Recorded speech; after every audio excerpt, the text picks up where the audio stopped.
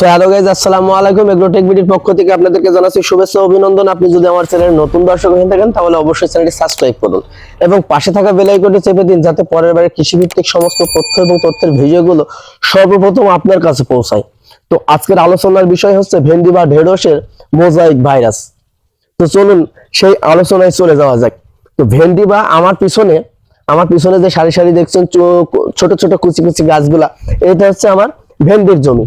এই জমিতে আমি ভেন্ডি চাষ করেছি। তো আমার জমিতে অবশ্যই মোজাইক ভাইরাসের আক্রমণটা হয়েছে। তো এই মোজাইক ভাইরাসের আক্রমণ হলে আমরা কি করব? ভেন্ডির জমিতে মোজাইক ভাইরাস আক্রমণ করলে যা যা করণীয় আমরা সেটা করব। এ নিয়ে চিন্তিত কোনো কারণ নেই, এটা চিন্তার কোনো কারণই নাই। আমি সবার প্রথমে যেটা বলবো, আপনারা কোনো চিন্তাই করবেন, এটা নির্দ্বিধায় ভালো হয়ে যাবে। একদম ওয়ান চান্স, শুধু একটা স্প্রেতেই ভালো হয়ে যাবে, 100% ভালো হয়ে যাবে। না হলে আমি আপনার ভেন্ডি চাষের সমস্ত খরচ দিয়ে দেবো। তো চলুন আলোচনায় যাওয়া যাক। আলোচনায় যাওয়ার আগে ভেন্ডি গাছের অবস্থাগুলো চলুন একটু দেখে আসি। অবস্থার কথা যদি বলি, দেখেন পাতাগুলো লাল, প্রত্যেকটা গাছের পাতাগুলো লাল। এই পাতা লাল হলেই আমরা ধারণা করে নিই যে এটা মোজাইক ভাইরাস। আপনি দেখতে পাচ্ছেন প্রত্যেকটা গাছের পাতায় লাল। এই পাতাগুলো লাল মানে আমরা ধারণা করি মোজাইক ভাইরাস। তো এরকম জমির প্রত্যেকটা গাছ, যত গাছ আছে প্রত্যেকটা গাছে একই অবস্থা। চলুন কি করে ভালো করা যায় সেইটা একটু আলোচনা করি। তো দর্শক বন্ধু, আপনারা দেখলেন যে মোজাইক ভাইরাস হইলে গাছগুলো কেমন হয়। তো আমরা ভেন্ডির জমির মোজাইক ভাইরাস গুলো দেখালাম আপনাদেরকে, ভালো করে দেখলেন যে কি অবস্থায় আছে। আপনি মিলিয়ে নিবেন আপনার জমির গাছগুলো ঠিক ওই অবস্থায় আছে কিনা।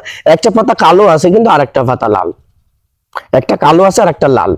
এইটা যদি হয় আপনার জমিতে, যদি আমার জমিতে যেরকম আছে একটা পাতা কালো একটা লাল, এই অবস্থা যদি হয় তাহলে আপনি ধরে নেবেন আপনার জমিতে কোনো মোজাইক ভাইরাসের আক্রমণ হয়নি। কারণ ভেন্ডি গাছের চারাকালীন অবস্থাতে এরকম হয়। আবার দ্বিতীয়ত আরেকটি কারণে হয়ে থাকে, সেটা হচ্ছে যেমন শীতের আবহাওয়া। এবছরে শীতের আবহাওয়াটা আপনি বুঝতেই পারছেন, রোদ বেরোচ্ছেই না, শুধুমাত্র কুয়াশা কুয়াশা, দিনের বেলায় কুয়াশা, দুপুরে শীতের তাপমাত্রা আরো বেশি, দুপুর পার হইলে আরো বেশি। মানে এক কথায় 12 ডিগ্রির নিচে, -12 ডিগ্রির নিচে আছে। তো এরকম অবস্থায় হলে যে কোনো গাছের পাতায় লাল হবে, এটা স্বাভাবিক ব্যাপার, কোনো ব্যাপার না, আপনার চিন্তার করার কোনো কারণ না, এটা মোজাইক ভাইরাস না। আর তবুও যদি আপনি ভাবেন যে আপনার মোজাইক এই লালটাই আপনার ভালো করতে হবে, তো ভেন্ডির চারাকালীন অবস্থাতে গাছের পাতা একটু এরকম হয়, এটা নিয়ে আমরা ভাবি না। দ্বিতীয়ত আমরা এটা যেটা দিয়ে ভালো করি সেটা হচ্ছে আপনারা অবশ্যই ব্যবহার করে থাকবেন, বাংলাদেশের বুকে অ্যাভেলেবল পাওয়া যায়, আপনারা ব্যবহার করে থাকবেন ম্যানসার।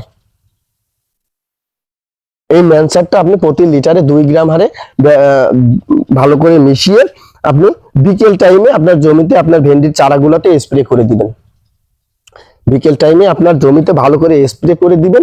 তার সাথে দিয়ে দিবেন আপনি এনএসি গোল্ড, ন্যাশনাল এগ্রো কেয়ারের এনএসি গোল্ডও আপনি লিটারে 1 গ্রাম হারে দিবেন। এই দুইটা সংমিশ্রণে আপনি বিকেল টাইমে স্প্রে করে দিবেন। স্প্রে করার পর আপনি যেদিন দেখবেন একটু রোদ বেরোচ্ছে বা 2-4 দিন পরে আপনি দেখতে পারবেন আস্তে আস্তে আপনার গাছগুলা অনেক সুস্থ এবং সতেজ হবে এবং লালটা থাকবে না, কালো হয়ে যাবে।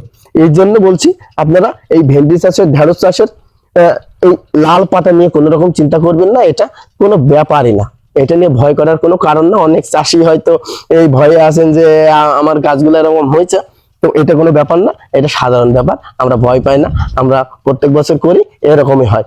তো আমার কথাবার্তা যদি ভালো লাগে অবশ্যই লাইক কমেন্ট করবেন এবং আবারও বলছি, আপনি যদি চ্যানেল নতুন দর্শক হয়ে থাকেন তাহলে অবশ্যই চ্যানেল সাবস্ক্রাইব করবেন। আপনার একটা সাবস্ক্রাইবের জন্য আমি মাঠে এসে আপনাদেরকে তথ্য দিই এবং ভিডিও করি, একটা ভিডিও করতে অনেক কষ্ট হয়। তো আর কথা বাড়াবো না, সবার সুস্বাস্থ্য কামনা করছি। আল্লাহ হাফেজ, ভালো থাকবেন।